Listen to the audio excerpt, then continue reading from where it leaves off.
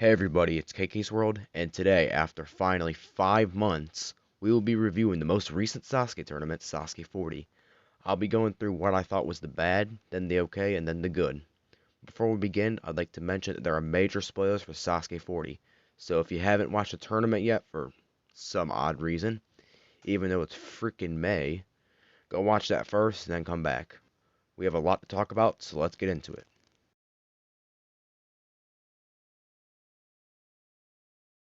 Alright, starting off with the bad of Sasuke 40. I don't know if it's just me, but there seemed to be quite a few issues with the Dragon Glider this time around. While yes, it was still a deadly obstacle as always, I feel that some competitors got eliminated unfairly. The bar kept derailing off the track and screwing competitors like Rin Sageta and Hikaru Iwamoto over. This isn't the Dragon Glider's first rodeo of malfunctions either, as in Sasuke 38, some competitors didn't get a full extension on the first track. It just seems like no matter what, Sasuke can never get the frickin' Dragon Glider right. Don't get me wrong, I'm still a fan of the obstacle, but it's just prone to errors. The crazy thing is that this is an easy fix. The obstacle worked just fine at 35, 36, 37, and even 39. So just pull out the old blueprints for those. It's really not that complicated. Uh, my next problem I have is the absolutely horrible treatment of females and foreigners in Sasuke 40. This was the first ever Sasuke tournament in which multiple women cleared stage 1. We had 3, but 2 of them were digested. Ayana Oshima was the only one out of the 3 to have both her runs shown in their entirety. Like, Jesus Christ, Inui. Jessie Graff is literally your most successful female competitor of all time, and she gets both her runs digested? And what about the Edelmans? Both of them made stage 2, and both of them had their runs fast forwarded. Like, this really ticks me off. I hope this gets fixed in the future. My next problem was the first half of stage 1. This tournament could not have started any worse. There's no possible worse start. Hell, the first 5 runners were celebrities. Yeah. And they cut people like Torisawa, Moro Nisan, Takashi Honma, and Yusuke Goto. All in favor for what? Celebrities. The damn celebrities. Nobody wants to see Mr. Biscuit Brother Taiga Harada run the course and embarrass himself on the rolling hill. Sorry about that. Literally, the only good moments of the first half of Stage 1 were Saikawa's blazing fast Stage 1 clear and Yuta Nakashima's run. We also had a damn annoying digest segment, digesting people like Kairen, Ryusei Hojo, and Shinya Iwasaki. We also had another dumb digest with Shinsuke, Hitoshi Kano, Koji Hashimoto, and Naoki Igatani. All in favor of people like Kasuga and Fuwa-chan. What the hell, Inui? However, by far the biggest problem with this tournament is the editing. Where do I even begin? This might be one of the worst edited tournaments in recent memory. We had a super annoying clear digest that included Jun Sato, Tetsuya Tada, Naoki Araki, Keitaro Yamamoto, Tomohiro Muto, and Yusuke Suzuki. 6 in a row, 72 to 77. These guys all cleared stages 1 and 2, and they all got digested. In stage 3, Hayate Kajihara literally got the fastest times on both stages. Why in the world was he digested? Tada is the reigning last man standing, so why did he get a middle cut? Not to mention that this was his stage 3 one where he cleared. Araki made a crazy comeback. Why did he get digested? Keitaro's profile was about if he could get past the Sidewinder, so why in the world did it cut to him after he cleared the frickin' obstacle? And don't tell me it's because they don't got enough time to fit everybody in. We literally got people like Ryoichi Sakata shown stage 2.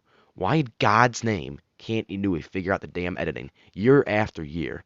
You've had a decade to try and fix it, and you still mess it up every time. I'm not saying I hate Inoue. He just needs to learn how to edit and who to show.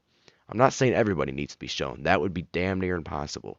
But seriously, this was pretty pathetic, Inoue. And yeah, while we got loads of comebacks and great results such as Shinsuke, Jun, and Tada, it didn't feel nearly as good as it should have been because they all got digested.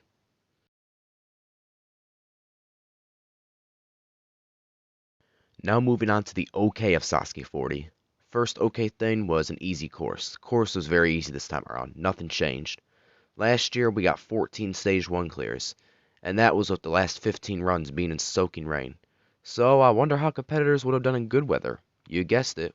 We got a clear fest. 24 stage 1 clears.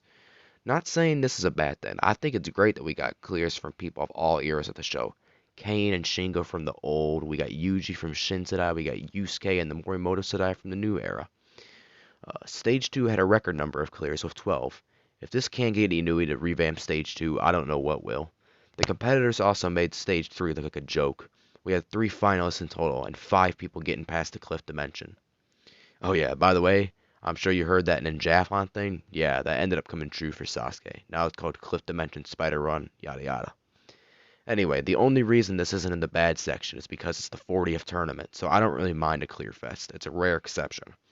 But I really do hope some serious modifications are made to the obstacles in 41 though. The pacing was also kind of a double-edged sword for me. On one hand, parts of the tournament, such as the second half of Stage 1, Stage 3, and the final stage, were extremely entertaining. But on the other parts felt like a real drag and even got downright boring at sometimes. First half of Stage 1 comes to mind. Either way, the good in some parts and bad in some parts cancels out with each other. Just okay. And same goes for Stage 2, it was just alright. I don't mind the results one bit, I always enjoy a large Stage 3. But a record 12 clears? I think that's a bit too many in my opinion, even for a 40th tournament. Also, the bad mainly comes down to the editing for the stage. Like I said, people like Sato, Tada, and Jesus Christ himself, Yusuke Morimoto, were all digested. And let me just remind you that 2 of them ended up being finalists. On the positive side, the time limit was reduced, and this led to a lot of competitors cutting it close, with 4 out of the 12 clears clearing with less than a second left. But then again, all 4 of them got digested. Think of how fun it would have been to watch Tomohiro Kawaguchi's full Stage 2 comeback. But yeah, we got a decent Stage 2. You can't be angry, but you can't be happy either.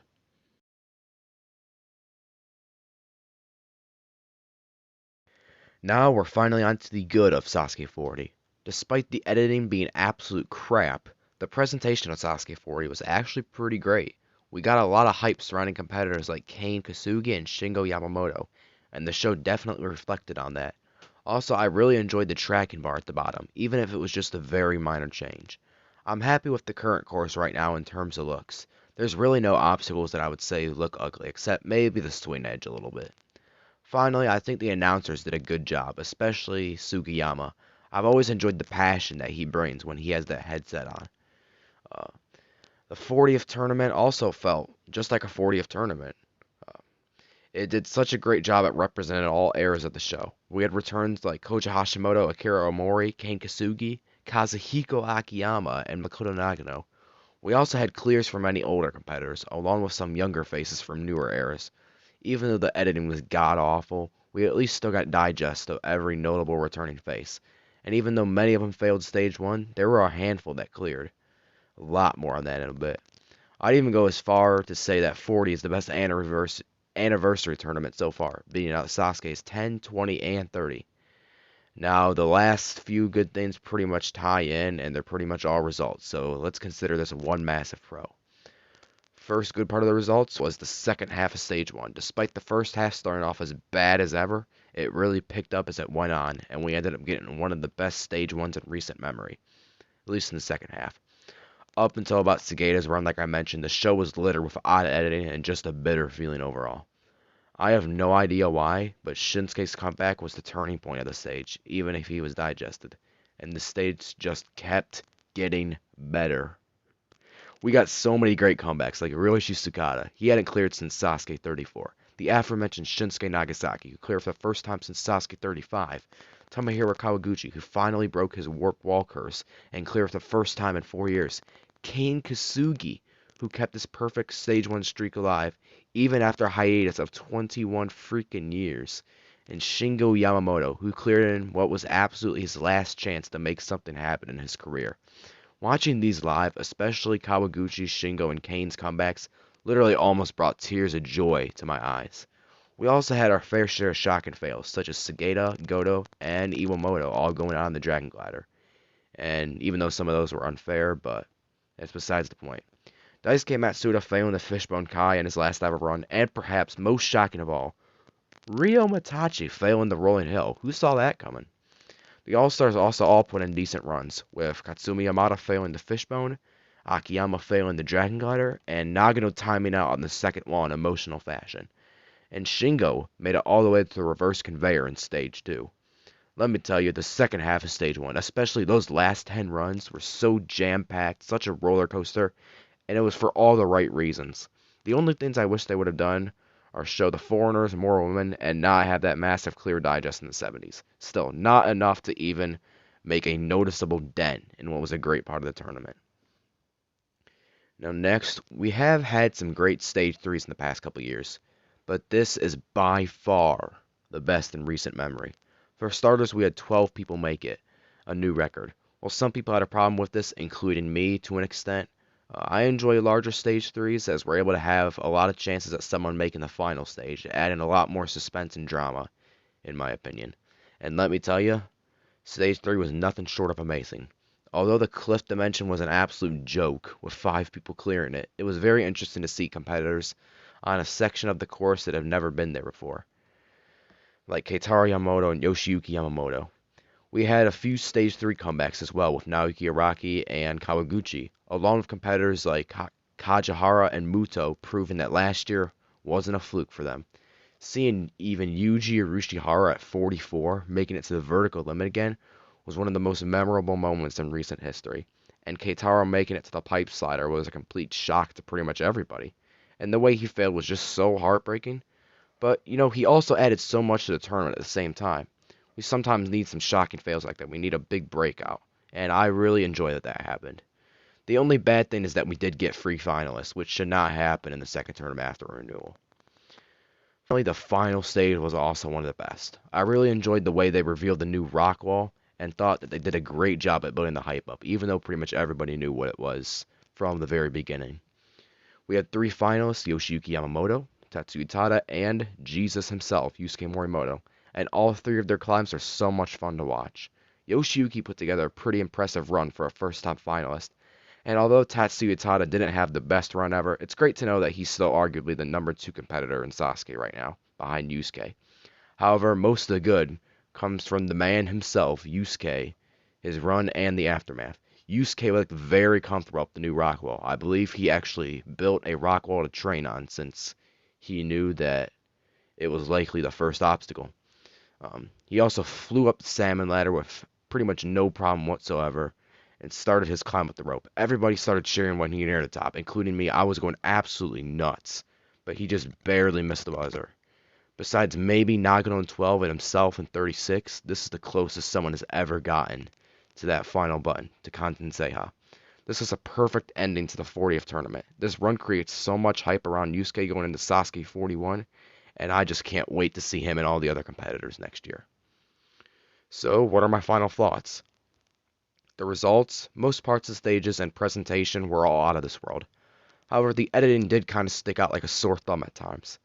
I think that the easy course and pacing did more good than bad, so overall, this is exactly what a 40th tournament should be. Unique, entertaining, and memorable. As for a score, I'm going to give Sasuke 40 an 8.5 out of 10. Not quite up there with the best of all time, but a pretty solid A-tier type tournament that was unlike any other, and provided a watch that will be remembered forever. So there was my review of Sasuke 40. I've got some really cool projects and ideas in mind for both Sasuke 41 and ANW 15 this summer that I hope everyone is going to enjoy. Anyway, what are your thoughts on Sasuke 40? Are you already excited for this year? Let me know in the comments below. Thanks for watching, hope you enjoyed, and as always, stay happy and healthy.